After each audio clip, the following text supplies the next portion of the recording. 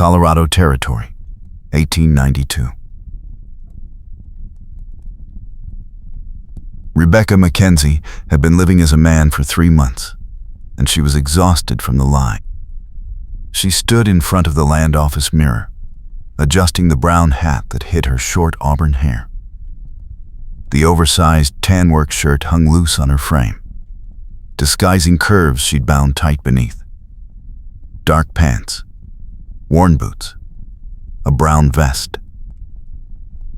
From a distance, she looked like any young ranch hand. Up close, if someone looked hard enough, they'd see the delicate bone structure, the lack of stubble, the hands too small for a man's work gloves. But no one looked that close. Men saw what they expected to see. The land claim in her pocket was made out to Robert Mackenzie, her father's name. Her name, too. No.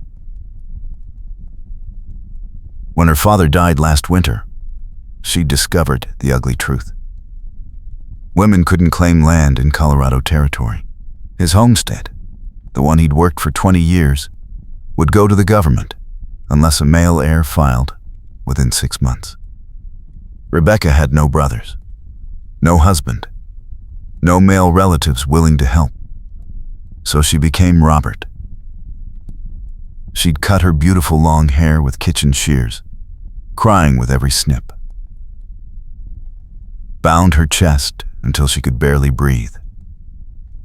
Practiced walking with longer strides, talking in a lower voice, spitting like the ranch hands did. Her father's clothes hung on her like a scarecrow's rags, but they were man's clothes, and that's all that mattered. The land office clerk had barely glanced at her 3 months ago when she filed the claim. The judge who approved it never looked up from his papers. The men at the general store treated her like an awkward boy, nothing more. For 90 days, she'd lived this lie. Worked her father's land alone. Avoided the town. Spoke to no one unless absolutely necessary. Every moment was a tightrope walk between freedom and discovery. And now, just when she thought she might pull it off, Bartholomew Sutton had arrived. Sutton was a land baron from back east, rich and ruthless. He'd been buying up homesteads throughout the valley, pushing out settlers who couldn't pay their taxes or defend their claims. Rumor said he had an army of hired guns, men who'd deserted from the cavalry and found more profitable work terrorizing farmers. 2 days ago, Sutton's foreman had ridden up to her cabin with an offer. Sell the land for half its value, or face consequences. Rebecca had refused, politely, in her carefully practiced lower voice, but firmly. The foreman's eyes had narrowed. He'd looked at her a little too long, a little too carefully. Then he'd smiled, cold and knowing, and ridden away. She knew what that look meant. Trouble was coming. That evening, she was checking her fence line when she heard the horse. Rebecca's hand went to the rifle slung across her back. She turned slowly, trying to project confidence she didn't feel. The rider sat easy in his saddle, silhouetted against the setting sun. Tall, broad-shouldered, wearing a black hat and dark leather vest. As he rode closer, she could make out his face. Handsome, despite the stubble and the weariness. Hazel eyes that seemed to see too much. Maybe early 30s, he had the look of a man who'd been riding hard for days. He stopped 20 feet away, hands visible on the saddle horn. No threat, but no surrender either. "Evening," he said. His voice was deep, rough from trail dust. "Name's Luke Carson. I'm looking for work. Heard there might be homesteaders needing an extra hand with summer work." Rebecca kept her voice low, her stance wide. "I'm managing fine alone." Luke's eyes moved over her slowly. too slowly. She felt exposed under that gaze, like he was peeling away her disguise layer by layer. "You sure about that?" he asked quietly. "Because I rode past Sutton's camp about 5 miles back. Counted at least 8 men. They were talking about a stubborn homesteader up this way who doesn't know when to sell." Her blood went cold. "I'm not selling." "Didn't think you were." He shifted in his saddle. "But 8 men against 1, those aren't good odds. Even for someone as determined as you seem to be. I can handle myself." "I'm sure you can." Something in his tone made her look up sharply. He was smiling, just a little. Not mocking. Just knowing. "But having another gun might help. I work for fair wages. Sleep in the barn. Don't ask questions that aren't my business." Rebecca studied him. He looked trail-worn, tired, maybe running from something. But his eyes were steady, and there was something in his face that made her want to trust him. She couldn't afford to trust anyone. Her secret was too dangerous. "I don't have wages to pay," she said carefully. "Room and board, then. I'm a decent hand with horses, cattle, repairs. Can shoot straight if trouble comes. And I get the feeling trouble's coming." He was right about that. Sutton wouldn't wait much longer. Against every instinct screaming at her to send him away, Rebecca heard herself say, "Barn's that way. There's hay for your horse. I'll bring supper out in an hour." Luke touched the brim of his hat. "Obliged." As he rode toward the barn, Rebecca let out a shaky breath. What had she just done? Another person on the property meant more chances to be discovered, more risk. But when she'd looked into Luke Carson's eyes, she'd seen something unexpected. Not just a drifter looking for work. Someone running, like she was. Someone who understood what it meant to hide. Maybe that made him an ally. Or maybe it made him more dangerous than Sutton's guns. She'd find out soon enough. That night, Rebecca carried a plate of beans and cornbread out to the barn. Luke had unsaddled his horse, a strong bay gelding, and was brushing him down with careful, practiced strokes. "Supper," she said, setting the plate on a hay bale. "Appreciate it." He didn't stop brushing. "Your horse is favoring his left front leg.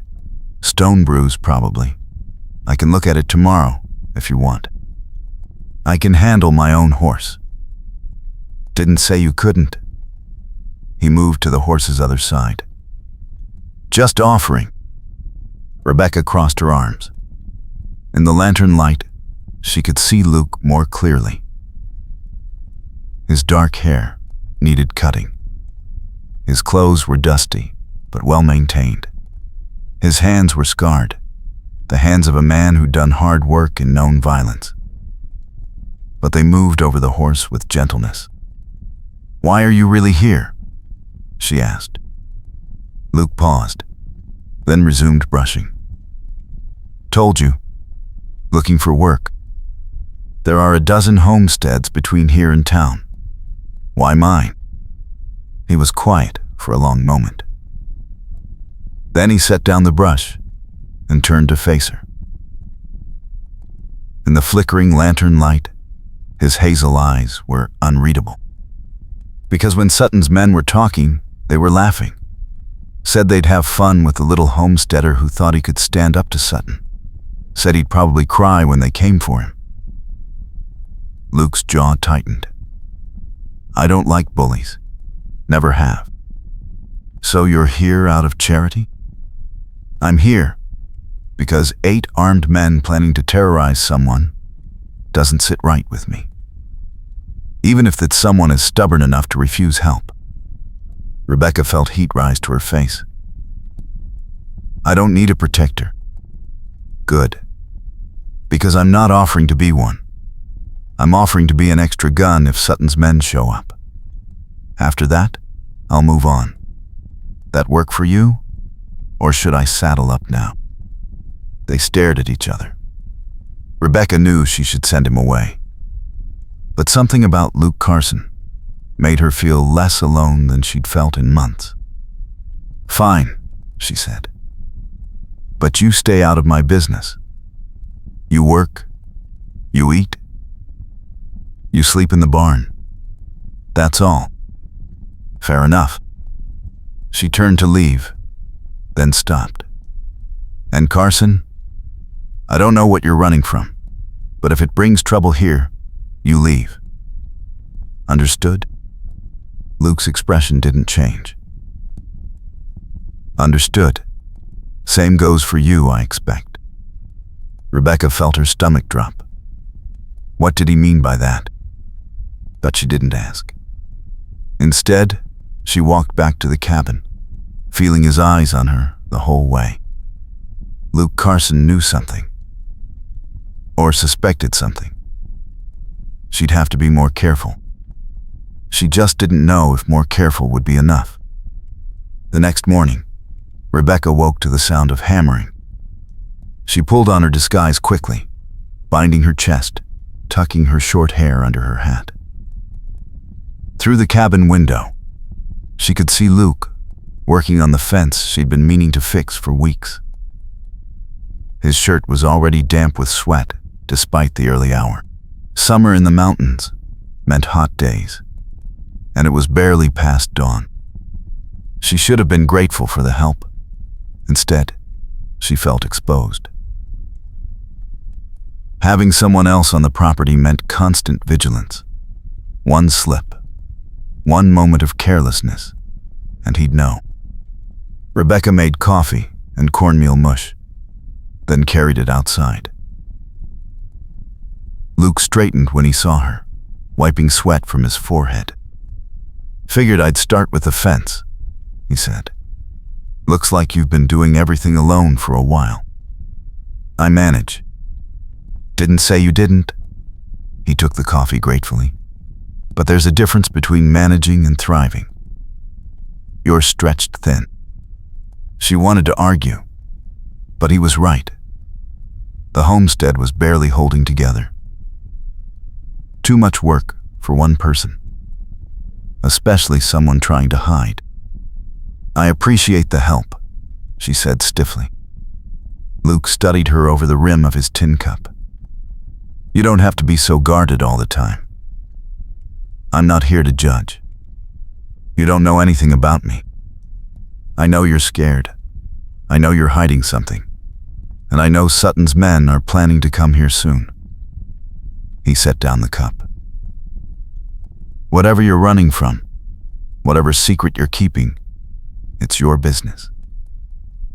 But when those men show up, we're going to need to trust each other. Can't fight with one hand tied behind our backs. Rebecca's heart pounded. How much did he suspect? I'm not hiding anything, she lied. Luke's expression was gentle, almost pitying. All right, if that's how you want to play it. He picked up the hammer again. But just so you know, I spent 2 years in Yuma prison for a crime I didn't commit. Got out 3 months ago when the real killer confessed. I've been running ever since. Because men with badges don't like admitting they were wrong.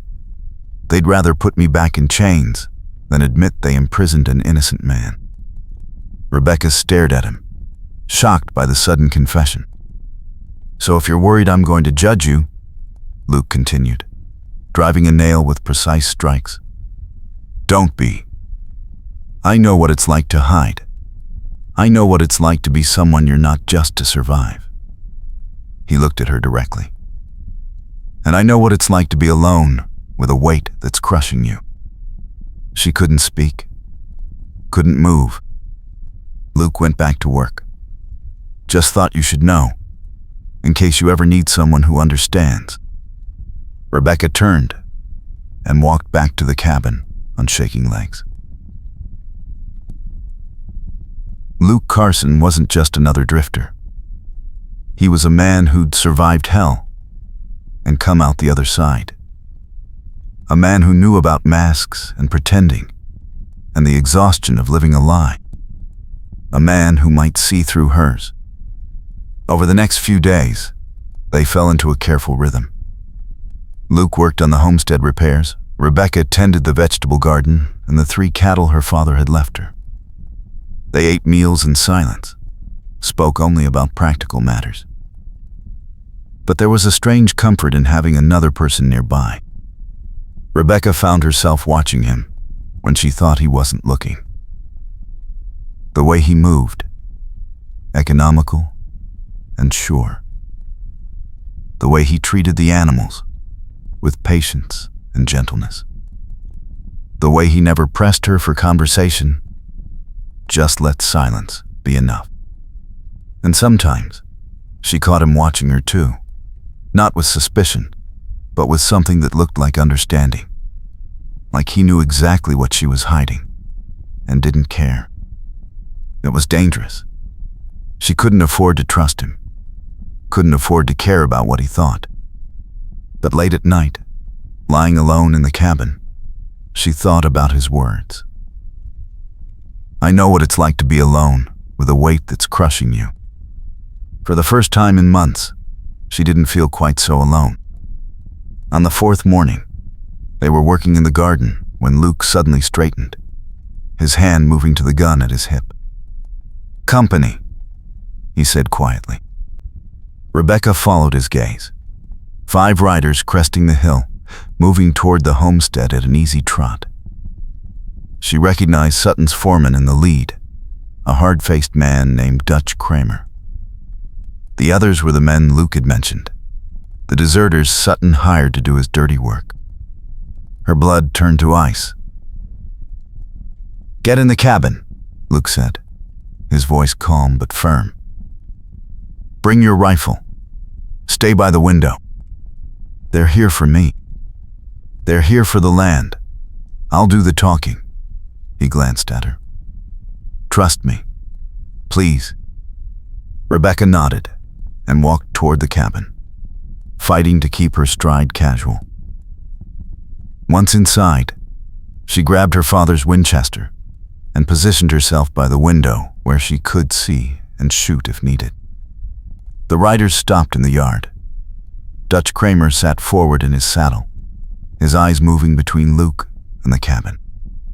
Well now, Dutch said with a cold smile. Looks like the little homesteader found himself some help. Just passing through, Luke said easily. Working for room and board. That so? Dutch spat tobacco juice. Mr. Sutton doesn't like strangers in his valley. This isn't his valley. It will be. Dutch's smile widened. See, young Robert in there doesn't understand how things work. When Mr. Sutton wants land, he gets it, one way or another. Then he can wait for the legal process, Luke said. Land's properly claimed and filed. Dutch laughed. Legal. That's funny. He leaned forward. Here's how this works. You ride out today, no harm done. You stay, you get hurt. Simple as that. Luke didn't move. I don't scare easy. Should. Dutch's hand moved toward his gun. Because Mr. Sutton's patience is running out. And when he sends us back here with real orders, we won't be making polite conversation. Inside the cabin, Rebecca tightened her grip on the rifle. If shooting started, she'd take Dutch first. But 5 against 2 weren't good odds, even with Luke's skill. Tell Sutton the land's not for sale, Luke said calmly. And tell him if he sends armed men again, they won't all ride back. Dutch's eyes narrowed dangerously. For a long moment, no one moved. Rebecca could hear her own heartbeat, loud in the silence. Then Dutch smiled again, but there was no humor in it. You just made a big mistake, friend. Real big. He pulled his horse around. Let's go, boys. Mr. Sutton will want to hear about this. The 5 riders left at an easy trot. But Rebecca saw Dutch look back once. His expression promising violence. Luke stood in the yard until they were out of sight, then walked to the cabin. Rebecca opened the door before he could knock. That was foolish, she said, her voice shaking with anger and fear. You just made them angrier. Would you rather I let them push you around? Luke stepped inside, his eyes scanning the small space. They were testing. Now they know we won't fold easy. So now they'll come back with more men and more guns. Probably. He looked at her directly. Which means we need to be ready. And we need to be honest with each other. Rebecca's stomach twisted. What do you mean? I mean, I'm not stupid, Rebecca. She froze. He'd used her real name. Luke's expression was gentle. I've known since the first day. The way you move, the way you try so hard to lower your voice, the fact that no amount of dirt hides how small your hands are, or how your face is too delicate for any man I've ever met. He took off his hat, running a hand through his hair. I don't know the whole story, and I don't need to. But if we're going to fight Sutton, I need to know what we're really protecting here. Is it the land, or is it your secret? Rebecca felt tears burn behind her eyes. Both, she whispered. If anyone finds out I'm a woman, they'll take the land. The claim is in my father's name. I had to become him to keep it. Luke nodded slowly. Your father died? Last winter. This was his homestead. 20 years of work. I couldn't let it go to strangers. I had no choice. So you became Robert Mackenzie. I cut my hair. I bound myself. I learned to walk and talk and spit like a man. A bitter laugh escaped her. And it worked. For 3 months, it worked. Until Sutton decided he wanted this valley. Luke was quiet for a moment. Then he said, You're brave. Braver than most men I've known. I'm terrified. That's what makes it brave. He met her eyes. And for what it's worth, your secret's safe with me. But you can stop pretending around me. At least when we're alone. Rebecca felt something break inside her chest. The relief was so overwhelming it hurt. To be seen. To be known. To stop pretending, even just for a moment. Thank you, she managed. Don't thank me yet. Sutton's coming, and he won't play nice next time. Luke moved to the window, looking out at the valley. We need a plan. What kind of plan? He turned back to her. The kind that keeps you alive and keeps this land yours, even if it means bending the truth a little more. I don't understand. Luke's smile was wry. You've been pretending to be a man to keep the land. What if we pretend to be something else? Something that might make Sutton hesitate. Like what? Like you're not alone here. Like you have a partner. Someone with a reputation for not going down easy. He paused. Someone Sutton might think twice about pushing. Rebecca's eyes widened. You mean pretend we're partners? That you have a claim here too? Not just partners. Luke's gaze was steady. Let's pretend we're married. That you're Rebecca Carson, and this land belongs to both of us.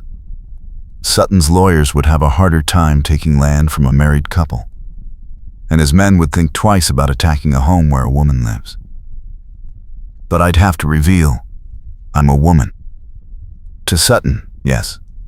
But by then, we'd have the story set. Your father's land went to you, his daughter. You married me to help work it. All legal and proper. Sutton can't use the law against us if we're following it. Rebecca's mind raced. It was risky. It meant exposing her secret. But Luke was right. A married couple had more legal protection than a single woman pretending to be a man. Why would you do this? She asked. You barely know me. Luke looked at her for a long moment. Because I know what it's like to have everything taken from you. And because, despite what you think, you're not alone anymore. Something in his voice made her chest ache. She wanted to trust him, wanted to believe she'd found an ally in this impossible situation. All right, she said finally. We'll try your plan. But if it doesn't work, then we'll figure something else out. Together. Together. Rebecca hadn't heard that word in so long. She'd been alone since her father died, carrying everything by herself. The weight of the disguise, the fear of discovery, the endless work of keeping the homestead alive. But standing in the cabin with Luke Carson, his hazel eyes steady and sure, she felt something shift. Not just relief, something deeper, something that felt dangerously like hope. I should probably know something about my husband, she said, managing a small smile. Besides the fact that he spent time in Yuma prison. Luke's answering smile was genuine. Fair point. What do you want to know? Where are you from? Texas originally. Came west after the war, did some ranching, some trail driving. Got arrested 3 years ago for killing a man I didn't kill. Real killer was my former partner, who let me take the blame. His jaw tightened. Spent 2 years in hell.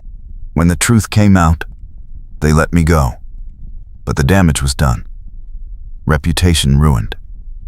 Some folks still think I'm guilty. So you've been running. Trying to start over. Find a place where my name doesn't matter. He looked around the cabin. Maybe I just found it. Rebecca felt warmth spread through her chest. Maybe you did. They stood in silence, the space between them charged with understanding. For the first time in months, Rebecca let herself imagine a future that didn't involve constant fear. A future where she could be herself, where the land was safe, where she wasn't alone. A future that included Luke Carson. We should practice, Luke said softly. If Sutton comes back, we need to be convincing. Married couples have a certain ease with each other. What kind of ease? He moved closer, slowly, giving her time to step back. She didn't. He reached out and gently removed her hat, letting her short auburn hair fall free. His fingers brushed her cheek, barely touching. The kind where I can touch you without permission, he said quietly. The kind where you stand close to me without flinching. The kind where it's natural for us to be near each other. Rebecca's breath caught. His hand was still on her face, warm and rough and gentle. She could smell leather and soap, and something distinctly him. Her heart raced, but not from fear. Like this? She whispered. Yeah. Like this. Luke's thumb traced her cheekbone. You have beautiful eyes. I noticed that first day. Tried to tell myself I was imagining things, that you were just a young man with delicate features. But your eyes gave you away. What about them? They're too expressive, too vulnerable. Men learn to hide that kind of emotion. You never learned. You still see the world like someone who hasn't given up hope. She should step back, should create distance. But she couldn't make herself move. I did give up hope, she said. When my father died, when I realized I'd have to become someone else to survive. But you're still fighting. That's hope. His hand dropped from her face, but he didn't move away. And now, you've got help fighting. Rebecca looked up at him. Luke Carson was handsome in a rough, trail-worn way. But it was his eyes that made her want to trust him. Hazel eyes that had seen pain and survived it. Eyes that understood. "Thank you," she said again. "For seeing me, for not judging. Nothing to judge. You did what you had to do. That's courage, not shame." They stood close for another moment. Then Luke stepped back, giving her space. "Get some rest," he said.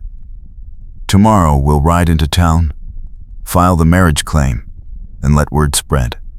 By the time Sutton hears about it, we'll have the law on our side." "And if he doesn't care about the law?" Luke's expression hardened. "Then we'll remind him why attacking a man's home is a bad idea." After he left, Rebecca sat on her father's old chair, her hands shaking with adrenaline and something else she couldn't name. Luke Carson had seen through her disguise, protected her secret, and offered to help in a way she never expected. He'd offered partnership, trust, and maybe, just maybe, something more. The next morning, they rode into town together. Rebecca wore a dress for the first time in months, one of her mother's old calicos in deep blue. It felt strange after so long in men's clothes. The fabric moved differently. Her legs felt exposed even with the long skirt, and she'd forgotten how uncomfortable women's boots could be. But Luke's reaction when he saw her made it worthwhile. He'd stared, then quickly looked away, his ears reddening. "You look nice," he'd said gruffly. "Real nice." "Thank you. Your hair's growing out. Still short, but you can tell it's auburn now." She'd touched it self-consciously. "It'll take time to grow back properly. Looks beautiful as it is." The ride to town took an hour through the mountain passes. Rebecca felt exposed in the dress, but also strangely free. No more binding her chest until she couldn't breathe.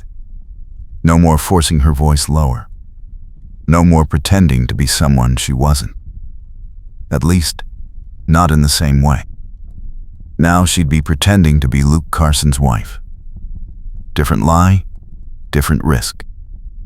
The town of Silver Ridge sat in a valley between two mountains, a collection of wooden buildings clustered around a main street. Mining operations dotted the surrounding hills, and the town had grown quickly over the past few years, as silver brought fortune seekers from back east. Luke helped her down from her horse, his hands on her waist steady and sure. "Ready?" he asked quietly. "No. But let's do it anyway." They walked to the courthouse together. Inside, the clerk looked up with bored disinterest that changed to slight surprise when he saw Rebecca in a dress, instead of the man's clothes he'd seen 3 months ago. "Help you?" he asked. Luke stepped forward. "We're here to file a marriage certificate and update a land claim. Rebecca Mackenzie married me last week." Luke Carson. The Mackenzie homestead should now be listed as joint ownership. The clerk's eyes narrowed. "Last week? Seems sudden." "When you find the right person, you don't wait," Luke said smoothly. He put his arm around Rebecca's waist, pulling her close. To anyone watching, it looked natural. protective. Rebecca's father passed last winter. She's been managing the homestead alone. When we met, we both knew pretty quick we wanted to build a life together. Rebecca leaned into him, playing the part. My father would have been happy I found someone good. The clerk studied them suspiciously. I seem to recall a Robert Mackenzie filed that claim a few months back. Rebecca's heart pounded, but she kept her voice steady. That was me. I used my father's name to file because I didn't know women could claim land if they were married. I was scared I'd lose everything he worked for. She looked up at Luke with what she hoped was believable affection. But then Luke came along and helped me understand the legal process better. It wasn't quite a lie. Luke had helped her understand options she hadn't seen before. The clerk grunted. Need to see a marriage certificate. Don't have one yet. That's what we're here to file, Luke said. We spoke vows in front of Rebecca's neighbor, Mrs. Patterson. She'll testify if needed. We want to make it official with the territory. Mrs. Patterson, you say? The clerk looked skeptical. I'll need to verify that. Go ahead, Rebecca said, praying the elderly neighbor woman would play along if asked. Mrs. Patterson had been kind to her, had seemed to suspect something wasn't quite right about young Robert. Maybe she'd help. The clerk pulled out forms. Fill these out, both of you. I'll need signatures. They spent the next 30 minutes filling out paperwork, their stories aligning perfectly because Luke had coached her the night before. When they were done, the clerk stamped the documents with obvious reluctance. It'll be filed with the territory within the week, he said. But I'm telling you now, Bartholomew Sutton isn't going to like this. He's been trying to buy that land for months. Mr. Sutton doesn't own the law, Luke said evenly. And he doesn't own us. The clerk shrugged. Your funeral. Outside, Rebecca let out a shaky breath. That was terrifying. But we did it. You're legally Rebecca Carson now. And the land is jointly owned. Sutton's lawyers will have a harder time taking it. What if he doesn't use lawyers? Luke's expression darkened. Then we'll be ready. They stopped at the general store for supplies. Word traveled fast in small towns, and already Rebecca could see people whispering, pointing. The mysterious Robert Mackenzie was actually a woman, and she'd married the stranger who'd been working at her place. Some looks were curious, others were disapproving. A few seemed sympathetic. Luke kept his hand on the small of her back the whole time, a steady presence. When one man made a crude comment about lonely widows and desperate drifters, Luke turned slowly, his eyes cold. You want to say that again? He asked quietly. The man paled and hurried away. Inside the store, Rebecca picked out flour, sugar, coffee. Luke added ammunition and a box of nails. The shopkeeper, a thin man named Wendell, watched them with open fascination. Heard you two got married, he said as he tallied their purchases. That's right, Luke said. Awful quick, wasn't it? When it's right, it's right. Luke counted out coins. You got a problem with that, Wendell? No. Just surprising is all. Young Robert, I mean Miss Rebecca, was awful shy. Kept to herself. Now suddenly, she's married to a stranger. Rebecca met his eyes. Luke isn't a stranger. And I wasn't shy. I was grieving. There's a difference. Wendell had the grace to look embarrassed. Suppose that's true. My condolences on your father. He was a good man. He was, and he'd want me to keep his land and build a life. That's what I'm doing." They loaded their supplies and rode out of town. Rebecca could feel eyes on her the whole way, but she kept her head high. She'd survived 3 months as a man. She could survive being judged as a woman who married too quickly. Halfway home, Luke pulled his horse alongside hers.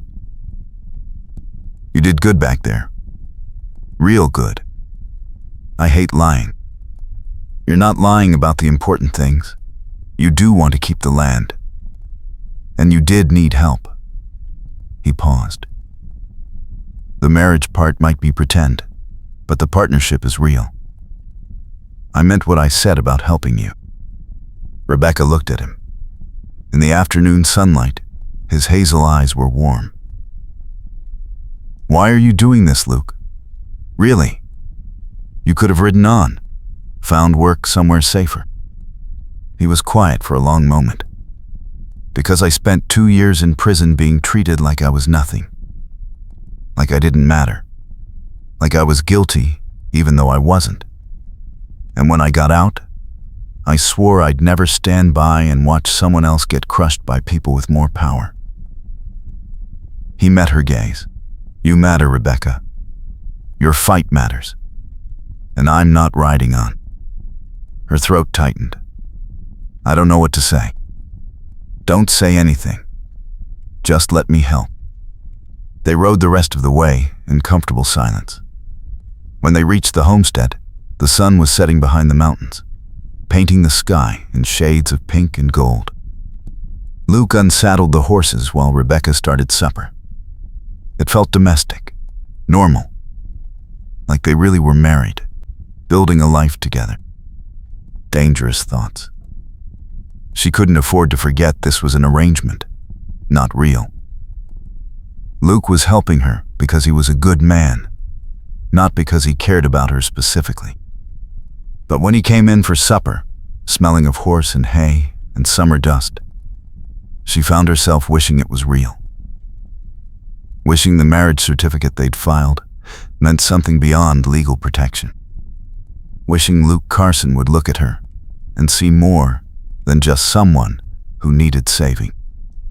"What are you thinking?" Luke asked, catching her staring. Rebecca felt heat rise to her cheeks. "Nothing. Just tired. It's been a long day." He reached across the table and squeezed her hand. "But a good one. We're making progress." His hand was warm, calloused, strong. She didn't want him to let go, but he did, returning to his meal, and Rebecca tried to ignore the disappointment that flooded through her. One day at a time. First, they'd protect the land. Then, maybe, she could figure out what these growing feelings meant. If she survived long enough to find out. 3 days passed quietly. Too quietly. Luke worked on the homestead, fixing the roof, reinforcing the barn, checking the cattle. Rebecca tended her garden and tried to settle into this new reality. She was Rebecca Carson now, at least on paper. A married woman with a partner. But at night, lying alone in the cabin while Luke slept in the barn, she couldn't stop thinking about him. The way he moved, confident and sure. The way he spoke to her, with respect and understanding. The way his hand had felt on her face when he'd told her she had beautiful eyes. She was falling for him. Falling hard and fast, and completely inappropriately. He was helping her because he was honorable. Because he hated injustice. Not because he felt anything beyond partnership. She needed to remember that. On the 4th morning, Luke came in from checking the fence line with worry in his eyes. "Tracks," he said. "Fresh. At least 6 horses, circling the property during the night. They're watching us." Rebecca's stomach nodded. "Sutton's men? Who else?" Luke poured himself coffee. They're planning something. Probably waiting for word from Sutton about our marriage claim. What will he do? If he's smart, he'll back off. Attacking a married couple's home is different than terrorizing a lone homesteader. There'd be real legal consequences. Luke's jaw tightened. But if he's greedy enough, he might not care. So we wait. We prepare. He looked at her seriously. Can you shoot? My father taught me. But I'm not. I've shot rabbits and coyotes. Never a person. Hopefully you won't have to. But if it comes to that, if they attack, you aim for center mass. Don't hesitate. Don't think. Just shoot. His expression softened. I know that sounds harsh. It sounds like survival. They spent the afternoon preparing. Luke positioned rifles at strategic points around the cabin. He showed Rebecca how to reload quickly, how to aim in low light, how to judge distance. His hands covered hers as he corrected her stance, and she tried to focus on the lesson instead of how close he was. You're shaking, he said quietly. I'm scared. Good. Fear keeps you sharp. Just don't let it paralyze you. He turned her to face him, his hands on her shoulders. If shooting starts, I need you to trust me. I've been in fights before. I know how to survive them. You follow my lead, stay behind cover, and we'll get through this. You can't promise that. No. But I can promise I'll do everything in my power to keep you safe. Rebecca looked up at him. His hazel eyes were intense. Worried. I'm not your responsibility, Luke. Yeah, you are. I made you my wife, even if it's just on paper. That means something to me. What does it mean? He was quiet for a long moment, his hands still on her shoulders. It means I care what happens to you. It means I'm not leaving until this is finished. And after? When Sutton's dealt with and the land is safe? Luke's expression shifted, something vulnerable flickering across his face. I don't know. I guess that depends. On what? On whether you want me to stay. Rebecca's breath caught. Was he saying what she thought he was saying? Before she could respond, Luke stepped back, breaking the moment. Let's check the barn. Make sure there's no weak points they could use. She followed him outside, her mind racing. Did Luke feel something for her beyond partnership? Or was she reading too much into his words? That evening, they ate supper in tense silence. Both of them were listening for the sound of approaching horses, waiting for the attack they knew was coming. It came 2 hours after sunset. Rebecca was washing dishes when Luke suddenly moved to the window, his hand on his gun. They're here, he said quietly. 8 riders. Maybe more. She dried her hands and grabbed the rifle. What do we do? Stay behind me. Don't shoot unless I do.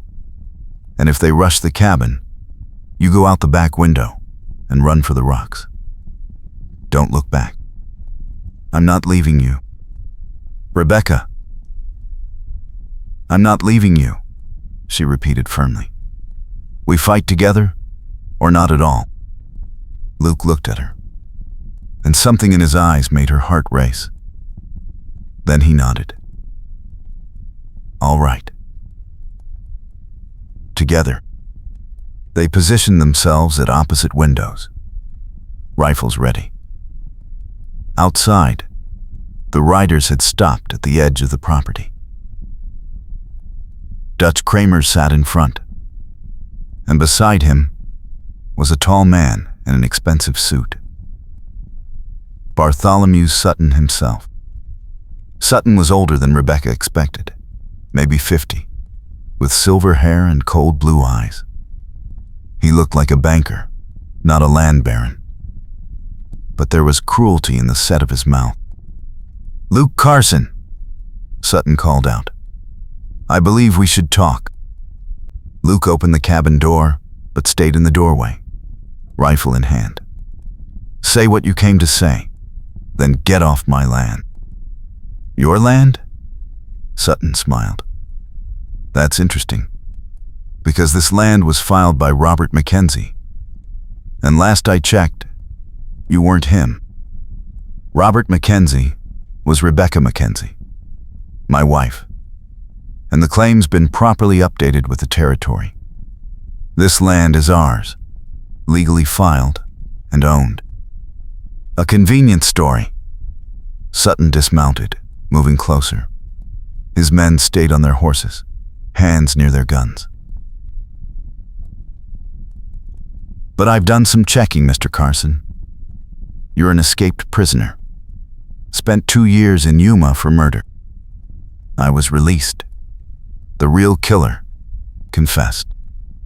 So you say. But I have friends in the territorial government who remember things differently. They say you're wanted for questioning, that you left Arizona before all the facts came out." Sutton's smile widened. "I could have you arrested today, and then your poor wife would be alone again, with no legal claim to this land." Rebecca's blood ran cold. It was a lie. It had to be. But if Sutton had friends in the government, he could make it true. "You're bluffing," Luke said, but there was tension in his voice. "Am I?" Sutton pulled a folded paper from his pocket. "I have an arrest warrant right here. All I have to do is signal the sheriff I brought with me, and you're in chains. Of course, we could avoid all that unpleasantness if you and your wife simply sold the land. Fair price. Everyone walks away happy. Except we'd walk away with nothing. Better than him being dragged to prison and you being left vulnerable," Sutton said, looking past Luke to where Rebecca stood inside. "Think about it, Mrs. Carson. Do you really want to be alone again? Defending this land by yourself while your husband rots in a cell?" Rebecca moved to stand beside Luke in the doorway. "The warrant's fake. You're using fear and lies because you can't take this land legally." Sutton's eyes narrowed. "Careful, little girl. You're in over your head. Maybe. But I'm not selling. This was my father's land, and it's mine now. You can bring 100 fake warrants and a dozen crooked lawmen, and my answer will still be no." Brave words. Let's see how brave you feel when your husband's arrested, and my men come back to teach you the consequences of defying me. Luke raised his rifle, pointing it directly at Sutton. "You're going to get back on your horse and ride out. And you're going to tell your men that if they set foot on this land again, they won't leave alive." Dutch Kramer drew his gun, but Luke didn't waver. "You pull that trigger, Dutch, and Sutton dies first. Then you. Then however many of your friends I can take before they get me. Is that worth it?" The tension was suffocating. 8 guns against 2. But Luke's rifle never wavered, and Rebecca kept hers trained on Dutch. Sutton laughed suddenly, breaking the tension. "You've got nerve, Carson. I'll give you that." He mounted his horse. "But nerve doesn't stop bullets, and nerve doesn't change the law. I'll be back with a real sheriff and a real warrant, and when I am, you'll both learn what happens to people who stand in my way." He wheeled his horse around, and his men followed. But Dutch looked back once, his expression promising violence. When they were out of sight, Rebecca lowered her rifle with shaking hands. He'll really come back with a warrant, won't he? Maybe, if he has the connections he claims. Luke closed the door and set his rifle down. But it'll take time. Time we can use. To do what? Run? To fight? He turned to her. Sutton's betting we'll get scared and sell. That we're not willing to risk everything for this land. We need to prove him wrong. How? Luke paced the small cabin. We need allies. Other homesteaders who've been threatened by Sutton. We need to make enough noise that the territorial government can't ignore what's happening here. We need to make this bigger than just you and me. Rebecca thought about it. Mrs. Patterson. She's been here 20 years. Sutton's tried to buy her land too. And the Johnsons, 2 homesteads over. And the Martinez family. Then we talk to them. We organize. We show Sutton he's not just fighting one couple, he's fighting a whole community. Luke looked at her with determination. And we do it fast, before he comes back. And if that doesn't work, then we make our stand here. And we don't back down. Rebecca met his eyes. Luke Carson was willing to risk everything. His freedom, his life, for land that wasn't even his. For her. Why? She asked softly. Why are you really doing this? It's more than hating injustice. It's more than helping someone in trouble. Luke was quiet for a long moment. Then he crossed the cabin and cupped her face in his hands, the way he had days ago. But this time, his touch lingered. Because somewhere between pretending to be your husband and actually fighting beside you, it stopped being pretend, he said quietly. Because when I look at you, I see someone worth fighting for. Someone worth staying for. His thumb traced her cheekbone. Because I'm falling for you, Rebecca, and I don't want to run anymore. Her heart felt like it might burst. Luke, you don't have to say anything. I know this started as an arrangement. I know you might not feel the same way. But I needed you to know. In case tomorrow brings trouble. In case I don't get another chance to tell you. Rebecca reached up and covered his hand with hers. I feel the same way. I've been trying not to. Trying to keep it as just partnership. But I can't. You make me feel safe. You make me feel seen.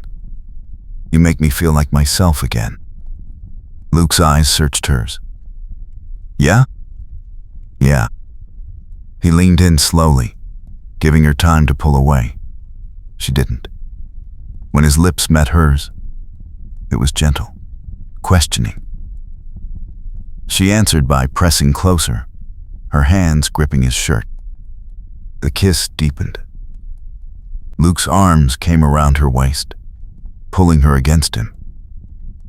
She felt the solid strength of him, the warmth, the barely restrained intensity. When they finally broke apart, both were breathless. I've wanted to do that since the day I met you, Luke murmured against her hair. Even when you thought I was a man? He laughed softly. I never thought you were a man. I thought you were a woman trying desperately to survive. And I thought you were the bravest person I'd ever met. Rebecca looked up at him. What happens now? Now we fight for this life. Together. And when it's over, when the land is safe, we figure out if this marriage can be real. If you want it to be. I want it to be. Luke kissed her again, deeper this time. His hands in her short hair. She melted into him, feeling safe and cherished and alive in a way she hadn't since her father died.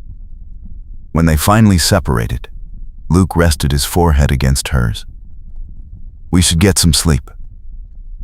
Tomorrow we start building our army of allies."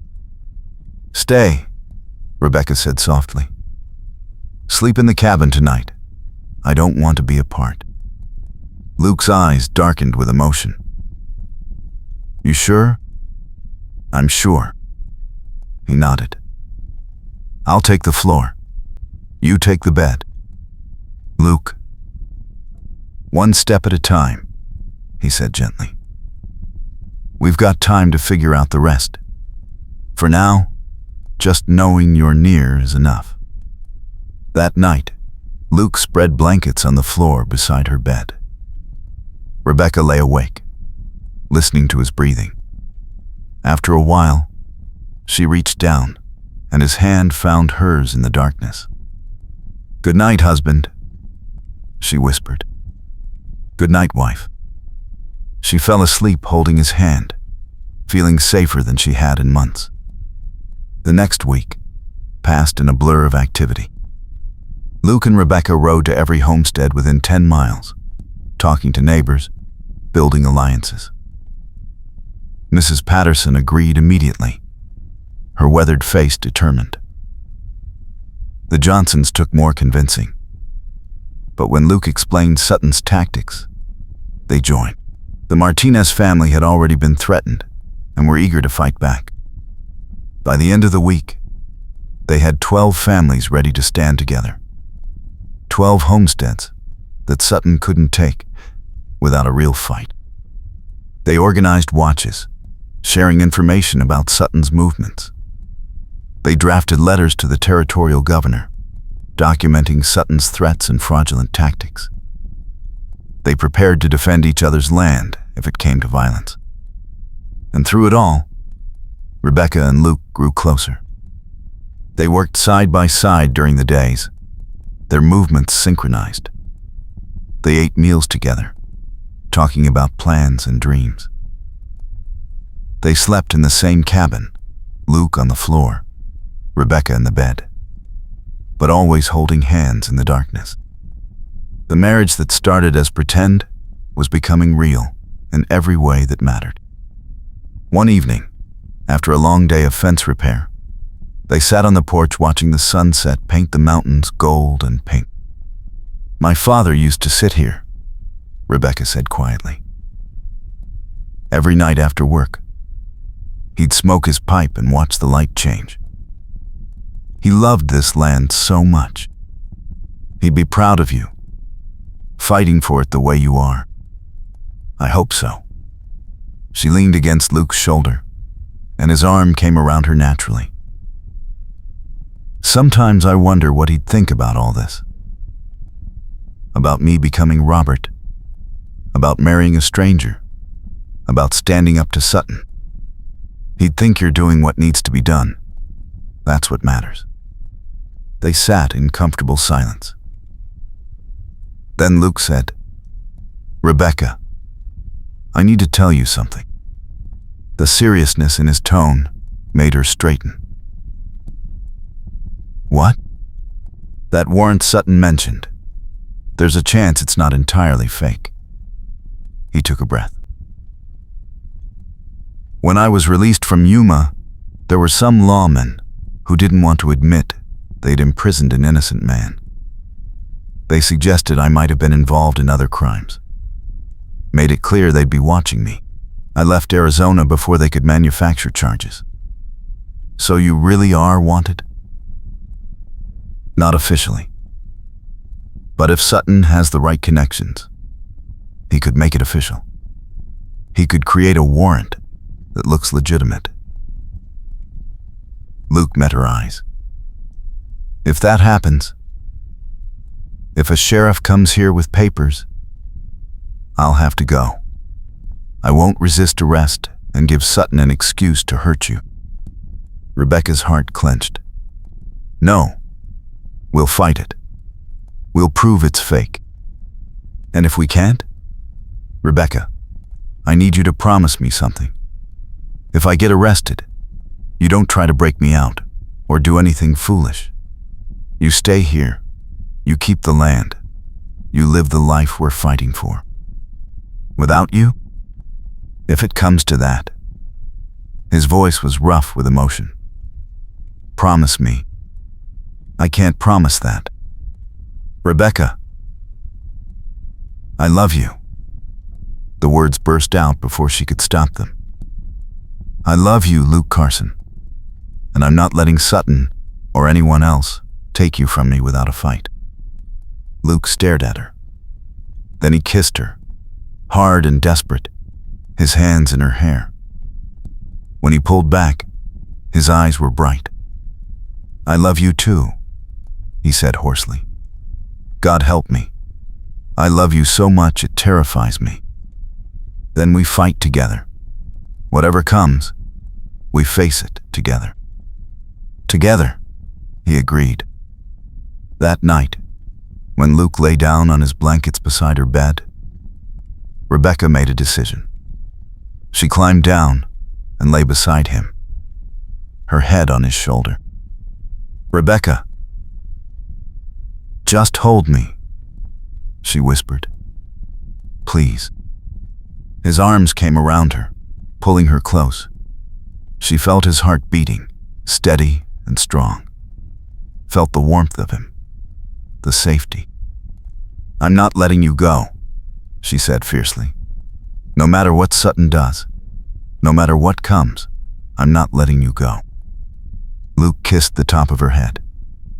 "Then I guess we better make sure we win."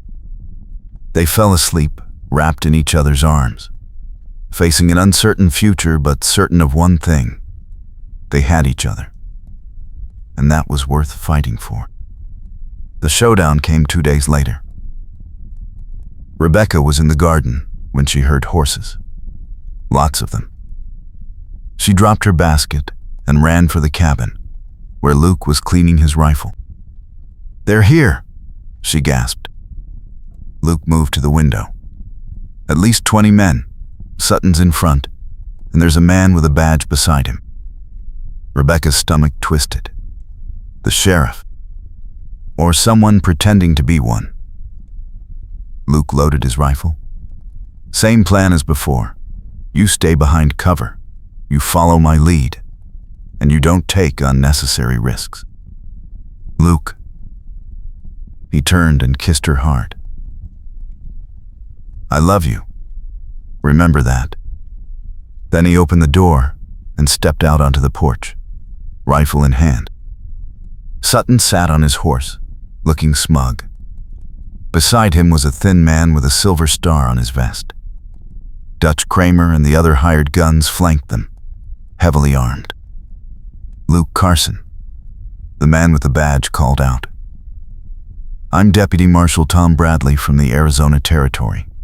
I have a warrant for your arrest on suspicion of murder and theft." Luke didn't lower his rifle. "That warrant's fake. I was cleared of all charges. Not according to my information. You're going to need to come with me." "Show me the warrant." Bradley held up a paper.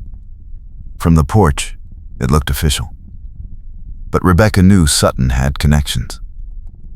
This could all be manufactured. "You'll get your day in court," Bradley said. "But right now, you're under arrest. Put down your weapon and come peacefully." "And if I don't?" Bradley's hand moved to his gun. "Then we'll take you by force, and anyone who interferes will be arrested for obstruction." Luke glanced back at Rebecca. She saw the resignation in his eyes. He was going to surrender.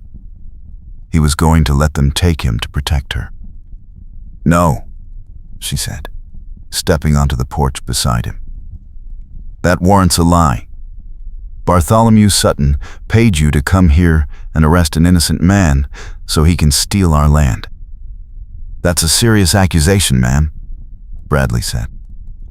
"It's the truth. And we have a dozen witnesses who'll testify to Sutton's tactics." She looked at the neighboring homesteads. As if summoned, people began emerging, Mrs. Patterson with her shotgun, the Johnsons on horseback, the Martinez family, all the allies they built over the past week. Within minutes, they were surrounded by armed homesteaders. Sutton's expression darkened. This is insurrection. Bradley, arrest them all. Bradley looked at the crowd nervously. I only have a warrant for Carson. Then execute it! But Bradley was outnumbered, and he knew it. 20 hired guns against 40 angry homesteaders, willing to defend their land. Mrs. Patterson spoke up, her voice carrying across the yard. That warrant's fake. We all know it.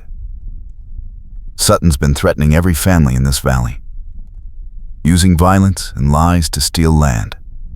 You take Luke Carson, you'll have to go through all of us. A murmur of agreement rippled through the crowd. Bradley's horse shifted nervously. This is a legal warrant. No, it's not. A new voice called out. Everyone turned. A man was riding up the road, wearing a genuine marshal's badge and carrying official-looking papers. He was older, maybe 60, with gray hair and a weathered face. Deputy Bradley, the newcomer said, pulling up beside Sutton. I'm Marshal James Coulter, Territorial Marshal, and that warrant you're holding is fraudulent. Bradley paled. Sir, I received a telegraph this morning from the Arizona Territory. Luke Carson was fully cleared of all charges 6 months ago. His record is clean. That warrant is fake. Coulter looked at Sutton with disgust. And you, Mr. Sutton, are under arrest for fraud, intimidation, and conspiracy to deprive citizens of their legal property rights. Sutton's face turned red. That's ridiculous. I have connections. Had connections. Your friends in the government got arrested last week for corruption. Turns out they were taking bribes to look the other way while you terrorized homesteaders. Coulter gestured to his men, who rode up behind him. You're done, Sutton. Dutch Kramer reached for his gun, but 40 rifles swung toward him. He froze. Don't be stupid, Coulter said. You're all under arrest. Drop your weapons. For a tense moment, no one moved. Then Dutch slowly unbuckled his gun belt and let it fall. The other hired guns followed suit. Coulter's men rounded them up, including Sutton and the fake Deputy Bradley. As they rode away in chains, Sutton looked back at Rebecca with pure hatred. This isn't over, he snarled. Yeah, Luke said quietly. It is. When they were gone, the crowd erupted in cheers.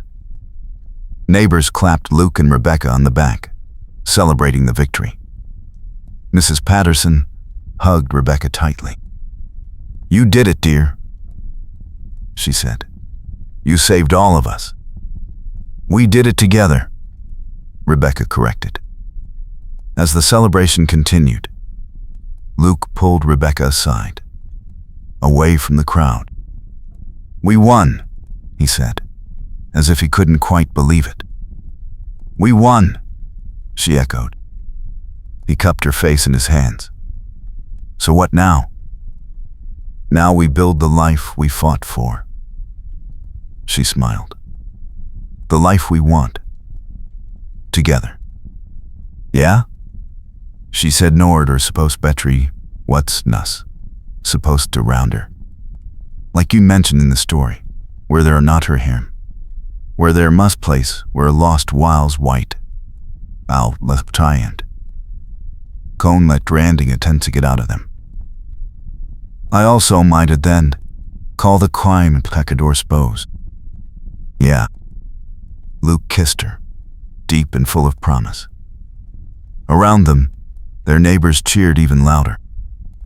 When they broke apart, Luke rested his forehead against hers. I meant what I said. I'm not going anywhere. If you'll have me, I want to make this real. I want to be your husband in every way, not just on paper. I want that too. Then let's do it right. Let's have a real ceremony, with witnesses and vows that matter. Let's start our marriage the way we mean to continue. Together, honest, no more pretending. Rebecca's eyes filled with happy tears. Yes, I want that. I want you.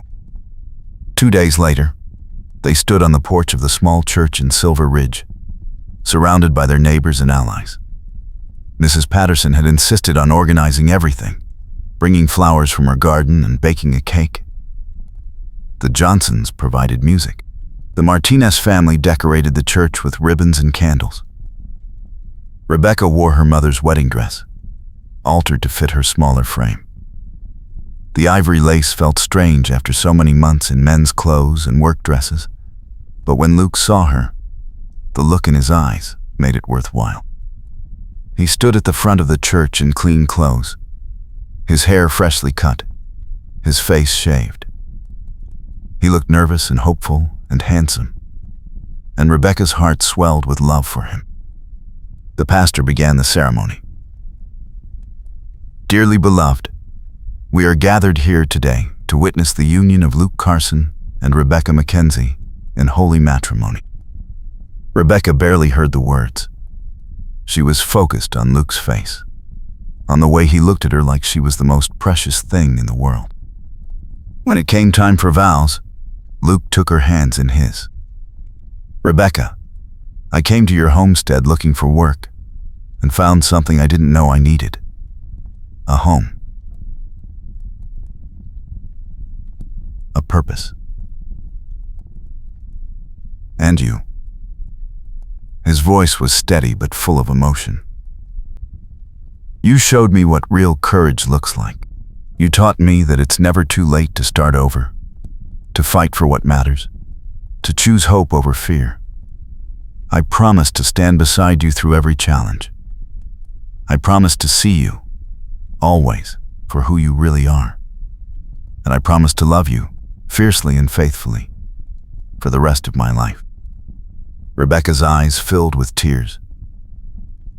Luke, when you rode into my life, I was pretending to be someone else just to survive. You saw through my disguise to the person underneath. You gave me the courage to stop hiding and start fighting. You made me believe in second chances and new beginnings. She squeezed his hands. I promise to be your partner in everything. I promise to trust you with my heart, my dreams, and my fears. And I promise to love you completely, from this day forward, no matter what comes. The pastor smiled. By the power vested in me by the Colorado Territory, I now pronounce you husband and wife. Luke, you may kiss your bride. Luke pulled her close and kissed her tenderly. The small church erupted in applause and cheers. They walked down the aisle together, hand in hand, faces glowing with happiness. Outside, neighbors threw rice and wildflower petals. Mrs. Patterson dabbed at her eyes with a handkerchief. At the reception in the church hall, they cut the cake and danced to fiddle music. Luke held Rebecca close, their bodies swaying together naturally. How does it feel? He asked softly. Being really married? It feels right, like this is how it was always supposed to be. She looked up at him. I love you, Luke Carson. I love you too, Rebecca Carson. He kissed her forehead. Ready to go home? So ready. They said their goodbyes and rode back to the homestead as the sun began to set. The mountains glowed pink and gold and the air smelled of pine and summer wildflowers. At the cabin, Luke dismounted and lifted Rebecca down from her horse, his hands lingering on her waist. Their eyes met, and the air between them charged with anticipation and love. "Welcome home, Mrs. Carson," he said softly. "Welcome home, Mr. Carson." He carried her over the threshold, kicking the door closed behind them. They stood in the cabin they'd fought so hard to keep, holding each other close. "We did it," Rebecca whispered. "We really did it. The land is ours, Sutton's gone, and we're together." "We did." Luke cupped her face, his thumb tracing her cheekbone. "And this is just the beginning." He kissed her deeply, full of promise and passion and love. Rebecca melted into him, feeling safe and cherished and home. When they finally broke apart, Luke rested his forehead against hers. "I spent 2 years in prison, dreaming of freedom. But I never imagined finding this. Finding you. I spent 3 months pretending to be someone else. But with you, I can finally be myself. Completely myself." They stood together in the warm glow of the lantern light. Two people who'd fought through fear and lies and danger to find each other. "Come on," Luke said, taking her hand. "Let's start our new life right now." The next morning, Rebecca woke wrapped in Luke's arms, sunlight streaming through the cabin window. She'd never felt more content, more completely at peace. Luke stirred, tightening his hold on her. "Morning, wife." "Morning, husband." He kissed her hair. "I could get used to waking up like this." "Good. Because you're stuck with me now. Best thing that ever happened to me." He propped himself up on one elbow, looking down at her with such love it made her chest ache. "You know what I was thinking?" "What?" "We should expand the cabin, add a room or two, maybe build a real barn. This place could be something amazing if we put the work in together." Rebecca smiled. "You want to stay? Really stay? I want to build a life here. With you. Plant roots so deep nothing can pull them out." His expression grew serious. "I want a future, Rebecca. A family, someday, if that's what you want. I want to grow old on this land we fought for. I want that too." She reached up to touch his face. "All of it. With you." They lay together for a while longer, making plans, dreaming about the future. Then, Luke got up and made coffee while Rebecca dressed. They sat at the table together, sipping from tin cups and watching the morning light paint the mountains. "You know," Rebecca said, "6 months ago, I thought my life was over. When Papa died, when I realized I'd have to become someone else just to keep his land, I thought I'd lost everything that mattered. And now I know I was wrong. I didn't lose everything. I just had to fight to find what was always meant to be mine. This land, this life." She met his eyes. "You." Luke reached across the table and took her hand. "I was lost for so long. After prison, after losing my reputation and my name, I didn't think I'd ever find a place where I belonged. But here, with you, I finally feel like I'm home." They finished their coffee and went outside to start the day's work. The cattle needed tending, the garden needed weeding, the fence needed finishing. Regular homestead work, the kind that never ended. But now, they did it together. Luke worked on the fence while Rebecca harvested vegetables. Every so often, they'd look up and catch each other's eyes across the yard, sharing smiles that spoke of shared joy and hard-won peace. Around midday, Mrs. Patterson rode up with a basket of fresh bread and preserves. "Thought you newlyweds might be too busy to bake," she said with a knowing wink. Rebecca laughed and invited her in for coffee. They sat on the porch, watching Luke work.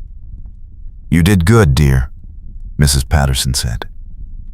"That man loves you something fierce, and you deserve it after everything you've been through.